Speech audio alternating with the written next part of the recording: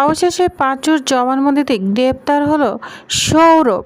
অন্যদিকে জিৎ মুখার্জিকে মারার হুমকি দিচ্ছে বিজিত লাহিড়ী। হ্যাপি এভার 70 দেখা যাবে আজকের পর্বে। বিস্তারিত জানতে ভিডিওতে একটি লাইক দিয়ে চ্যানেলটি সাবস্ক্রাইব করে সম্পূর্ণ ভিডিওটি দেখতে থাকুন।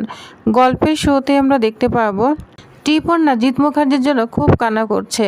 ভূমিকাকে বলছে, দয়া করে ভূমিকা, আমাদের ভালো মন্দ আর কিছু ভাবতে হবে না তোমার, বুঝতে পেরেছ? আমরা বাঁচি মরি তোমাকে ভাবতে হবে না। তটিনীর মা তখন বলতে থাকে, টিপন্না তুমি এসব কি বলছো? আমাদের পরিবারটা এখন একান্নবর্তী পরিবার আছে, বড় তরফ ছোট তরফ, এসব কথা বলো না। তখন ত্রিপুরা কান্না করে বাবিনকে বলতে থাকে, বাবিন আয়ুষীকে এটা ফোন কর না, দেখ না কোনো খবর পাওয়া যায় কিনা। ভূমিকা তখন বলে, কেন বুঝতে পারছো না? ওইখানে আয়ুষীর ফোন ধরা নিষেধ, ও কিভাবে ফোন ধরবে? তখন প্রার্থনা বলে, তাহলে আর কি, কাকিমার শরীর খারাপ হোক, সবাই তোমরা দর্শক হয়ে দেখো, ঠিক আছে? এরপর ত্রিপুরা পানি এনে তাকে খাইয়ে দিয়ে তাকে শান্ত করার চেষ্টা করে। অন্যদিকে ভূমিকা বাবিনকে বলে, খারাপ কাজ করলে তো শাস্তি একদিন একদিন পেতেই হবে। আমরা কেউ চাই না পরিবারের কারো ক্ষতি হোক, কিন্তু নিজের কর্মফল থেকেও পালাতে পারে না। তার শ্বশুরমশাই যখন ভুল করেছিল, বিজিত সম্পর্কে সব সত্য জানার পরও সে সব সত্যি লুকিয়ে গিয়েছে। আয়ুষের সঙ্গে বিজিতের বিয়ে দিয়েছে। যদি শিবপ্রসাদ সময় মতো এগিয়ে না আসতো, তাহলে আয়ুষের জীবনে আরও ভয়ঙ্কর বিপদ নেমে আসতো। সবাই নিজের কানে শুনছে বিজিত আয়ুষকে বিদেশ নিয়ে যাওয়ার পরিকল্পনা করেছিল। সেই কথা মনে পড়লে সবারই গা শিরে ওঠে। এরপর ভূমিকা বাবিনকে বলে, তোমার নিজের বন্ধুর প্রতি কোনো দায়িত্ব নেই? সব কিছু চেয়ে কি শুধু ব্যবসাটাই বড়? কিছু মানুষের কাছে সম্পর্ক, ভালোবাসা, পরিবারের কোনো মূল্য নেই। ব্যবসার স্বার্থ তাদের কাছে সবচেয়ে গুরুত্বপূর্ণ। আলাদা তখন বলে, সবাই শান্ত হও, আমাদের এখন অপেক্ষা ছাড়া আর কোনো উপায় নেই। টিপনা তখন মানসিকভাবে ভেঙে পড়ে, বলছে, আমি আর টেনশন নিতে পারছি না। সবাই তাকে সান্ত্বনা দিতে থাকে আর বলে, দেখো ডেডি, কিচ্ছু হবে না, তুমি কোনো চিন্তা করো না। অন্যদিকে আদালতে কার্যক্রম শুরু হয়ে যায়। পাঁচুকে নিয়ে আসে পরশুরাম।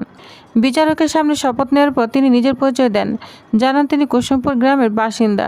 কখনো ভ্যান চালান, কখনো ঝাড়ের কাজ করেন। জীবনের প্রয়োজনে নানা রকম কাজে করতে হয়েছে তাকে। এরপর একটার পর একটা জেরো করতে থাকে নন্দিনী প্রশ্ন করে, 11 তারিখে রাত 8টার দিকে তিনি কোথায় ছিলেন? পাঁচু করে জানায়, সেদিন গ্রামে একটি বিয়ের অনুষ্ঠান ছিল। সেই সময় হঠাৎ গুলির শব্দ চারদিকে কেঁপে ওঠে। তিনি জীবনে তো ভয়ঙ্কর গুলির শব্দ কখনো শুনেনি। মুহূর্তের মধ্যে চারদিকে চিৎকার, দৌড়াদৌড়ি আর বিশৃঙ্খলা শুরু হয়ে যায়। তিনি নিজের চোখে দেখেন একজন দাদাবাবু মাটিতে লুটিয়ে পড়ে। ভয়ে তিনি হতবাক হয়ে যায়। তারপর তিনি জানান, গুলির শব্দ শোনার পর তিনি ভয়ে একটি নারকেল গাছে উঠে পড়েছিলেন। সেখান থেকে পুরো ঘটনাটি স্পষ্টভাবে দেখতে পান। প্রথমে তিনি দেখেন এক দিদিমণি হঠাৎ মাটিতে লুটিয়ে পড়ে। বিষয়টি তাকে বিস্মিত করে, কারণ যে গুলি চালিয়েছিল সেই পক্ষে একজন মাটিতে পড়ে যায়। আইনজীবী জানতে চান, তিনি কি ঘটনাটি পরিষ্কারভাবে দেখেছেন? পাঁচকুই আত্মবিশ্বাসের সঙ্গে বলে, হ্যাঁ, আমি খুব স্পষ্টভাবে দেখেছি। গাছের অনেকটা উপরে ছিলাম, আমার চোখ খুব ভালো, দূরের জিনিসও পরিষ্কার দেখতে পাই। এরপর তিনি আদালতে আরও বিস্ফোরক দাবি করেন। তার ভাষ্য অনুযায়ী আহত হওয়ার পর ওই মহিলার পিছনে একজন লোক এসে দাঁড়ায়। লোকটির হাতে একটি ভারী অস্ত্র ছিল। তিনি নিজের চোখে দেখেছেন সেই অস্ত্র দিয়ে ওই মহিলার মাথায় আঘাত করা হয়। পরে তিনি আরও দেখেন লোকটির কাছে একটি বন্দুক ছিল এবং ঘটনার পর পরিস্থিতি সম্পূর্ণ পাল্টে যায়। সরকারি আইনজীবী জানতে চান, তিনি কি সেই ব্যক্তিকে চিনতে পারবেন? পাঁচকুড়ি বিন্দুমাত্র দ্বিধাবোধ না করে বলেন, অবশ্যই চিনতে পারবো, আমি তাকে খুব ভালোভাবে দেখেছি। এরপর আদালতের নির্দেশে তিনি চারদিকে তাকে অভিযুক্তকে শনাক্ত করেন। তিনি আঙ্গুল তুলে একজনকে দেখে বলেন, ওই লোকটি আঘাত করেছিল। মুহূর্তে আদালতের কক্ষে উত্তেজনা ছড়িয়ে পড়ে। অভিযুক্ত সৌরভ যেন সঙ্গে সঙ্গে নিজের নির্দোষ দাবি করে বলেন, না না, আমি কাউকে গুলি করিনি, আমাকে ভাসানো হচ্ছে। তার আইনজীবী আদালতে আপত্তি তুলে বলেন, এই সাক্ষীকে আগে থেকে শিখিয়ে পড়ে আনা হয়েছে।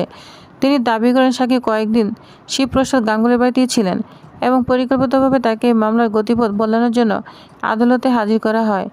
সরকারি পক্ষে সেই অভিযোগ অস্বীকার করে জানায়, সাক্ষীকে নিজের বক্তব্য শেষ করার সুযোগ দেওয়া উচিত। দুই পক্ষের বক্তব্য শোনার পর বিচারক বলেন, সত্য উদ্ঘাটনের জন্য আরও তদন্তের প্রয়োজন। তার সাথে নির্দেশ দেন, সৌরভ সেনকে তদন্তের সাথে কাস্টাডিতে নেওয়া হবে এবং তাকে জিজ্ঞাসাবাদ করা হবে।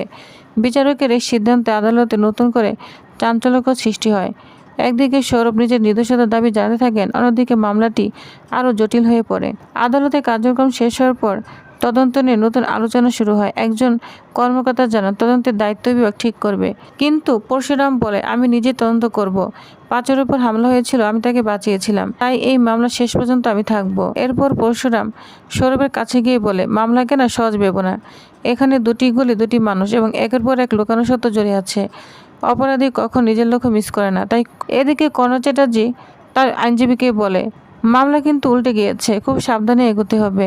এদিকে বিজিতকে কর্ণ ফোন করে জানিয়ে দেয় সৌরভ ব্যানার্জিকে আটক করা হয়েছে। শুধু তাই নয়, বিজিতের হয়ে যে কাজ করেছে লোকটিকে পাঠানো হয়েছিল তাকেও পরশুরাম গুলি করেছে। খবরটি শুনে বিজিত প্রচণ্ড ক্ষিপ্ত হয়ে ওঠে। সে বলে শাস্তি হতে পেতেই হবে, এবার সে কাউকেই ছাড়বে না। এরপর বিজিত ত্রিপুণাকে ফোন দিতে বলে। ত্রিপুণা ফোন ধরলে বলতে থাকে, সে জানায় কখনো দুঃসংবাদ আসেনি, তবে শিগগিরই দুঃসংবাদ আসতে চলেছে। সে একের পর এক ভয়ঙ্কর হুমকি দিতে শুরু করে। সে বলে সৌরভকে জিজ্ঞাসাবাদের জন্য আটক করা হয়েছে। মামলার অবস্থা খুবই সংকটজনক, আর যদি পরবর্তী শুনানির আগে মামলার সমাধান না হয় তাহলে জিৎ মুখার্জির মৃতদেহ পাঠিয়ে দিব। যা শুনে ত্রিপুণা ভয় পেতে থাকে। সে বলে এমন অমানবিক কথা না বলতে, কিন্তু বিজিত কোনো কথাই শোনে না। সে আরও বলে, আয়ুষের সব দোষ। সে যদি ভালো স্ত্রী থাকতো তাহলে আজ এসব কিছু হতো না। মানছি আমার একটা বিয়ে হয়েছিল, তাতে কি মানুষকে দিতে ভয় করে না? তখন ত্রিপুণা বলে, তোমার প্রথম স্ত্রীকে তুমি নিজেই মেরেছ। আর তখন যা শুনে বিজিত আরও রাগান্বিত হয়ে যায়। তখনই ভূমিকা ফোনটা নিয়ে নেয়, বলছে তুমি পরিবারকে হুমকি দিচ্ছ? তখন বলে, দিচ্ছি। কি করবেন আপনি? শ্মশানঘাট তৈরি করব, আর সেখানে প্রথম লাশ হবে জিৎ মুখার্জি। এরপর পরশুরাম, তটিনী, আয়ুষী এবং পুরো মুখার্জি পরিবারকে উদ্দেশ্য করে ঘোষণা করে, বিজিত লাহিড়ীকে ধরা এত সম্ভব নয়, বুঝতে পেরেছেন? আমি আমার পুরো নেটওয়ার্ক চালু করে দিয়েছি। এবার দেখুন আপনাদের পরিবারে কী অবস্থা করি। জিৎ মুখার্জির মৃত্যুর জন্য দায়ী থাকবে আয়ুষী, তটিনী, আরাধা এবং পরশুরাম। এই বলে ফোন কেটে দেয় বিজিত। তখন পরিবারের সবাই অবাক হয়ে যায়। অন্যদিকে তটিনীর মা বলতে থাকে, আজ আমি গর্ব করে বলতে পারি পরশুরামই আমাদের ভরসা। সত্যের জন্য যে বেশি লড়েছে তাকে নিয়ে আমি গর্বিত। এদিকে কর্ণ চ্যাটার্জি তার ছেলেকে বাঁচার জন্য মরিয়ে উঠেছে। বাধ্য হয়ে তার স্ত্রীকে ফোন করতে বলে আরাধাকে। তখন কান্না করে ফোন করে কবিরের মা আরাধাকে, বলছে, মা তুমি ফিরে এসো, তুমি তোমার জামাইবাবুকে বোঝাও, তা না হলে তোমার স্বামী জেলে চলে যাবে, মানে আমার ছেলে জেলে চলে যাবে, আমি মা হয়ে সেটা কিভাবে দেখব? তখন আরাধা বলে, জেলে চলে যাক, অপরাধ করলে শাস্তি পেতেই হবে। অন্যায় করেছে, অপরাধ করেছে, ক্ষমতার দম্ভ দেখে একটা নিষ্পাপ শিশুকে অপহরণ করার চেষ্টা করেছিল। ও ভেবেছিল ক্ষমতার জোরে সব কিছুই করা যায়, কিন্তু ভুলে গিয়েছে সবার উপর আইন, আইনের ঊর্ধ্বে কেউ নয়। আরাধা জানিয়ে দেয় মামলাটি এখন বিচারাধীন, তাই সে কোনোভাবে আইনের পথে বাধা হয়ে দাঁড়াবে না। সত্য প্রতিষ্ঠার জন্য আইন তার নিজের পথে এগোবে। যা শুনে তার শাশুড়িমা অনেক ভেঙে পড়ে। তিনি শেষ চেষ্টা হিসেবে আরাধাকে অনুরোধ করেন, তুমি অন্তত পরশুরামকে থামাও, না হলে আমার ছেলে শেষ হয়ে যাবে। কিন্তু আরাধা এবার নিজের জীবনের সবচেয়ে বড় সিদ্ধান্তের কথা জানিয়ে দেয়। সে বলে, আপনাদের আর আমাকে কষ্ট দেওয়ার দরকার নেই, আমি নিজে ডিভোর্সের মামলা দায়ের করব। একজন অপরাধীর সঙ্গে আর কোনো সম্পর্ক রাখতে চাই না। যা শুনে সবাই অবাক হয়ে যায়। অন্যদিকে দেখা যায় পরশুরামের বাড়িতে চলে এসেছে কর্ণ মুখার্জি। তাদেরকে হুমকি দিলে তটিনী বলে, শুনুন, ডিপার্টমেন্টে গিয়ে সহায়তা করার চেষ্টা করুন। পরশুরাম বলে, আপনাকে এনকাউন্টার করে দিব, বুঝতে পেরেছেন? আর সৌরভ যদি মুখ খুলে না তাহলে কিন্তু সব শেষ হয়ে যাবে। এই কথার মধ্যে দিয়ে স্পষ্ট হয়ে যায় সামনে আরও বড় সংঘর্ষ, আরও বড় ষড়যন্ত্র এবং একের পর এক চমক অপেক্ষা করছে। সত্যি কি শেষ পর্যন্ত প্রকাশ পাবে, নাকি অপরাধীরা আবার নতুন করে ফাঁদ পেতে তদন্তকে ভিন্ন পথে নিয়ে যাবে? এই প্রশ্নের উত্তর মিলতে চলেছে আগামী পর্বে। নেক্সট আপডেটটি জানতে অবশ্যই আমার সাথেই থাকুন। ধন্যবাদ।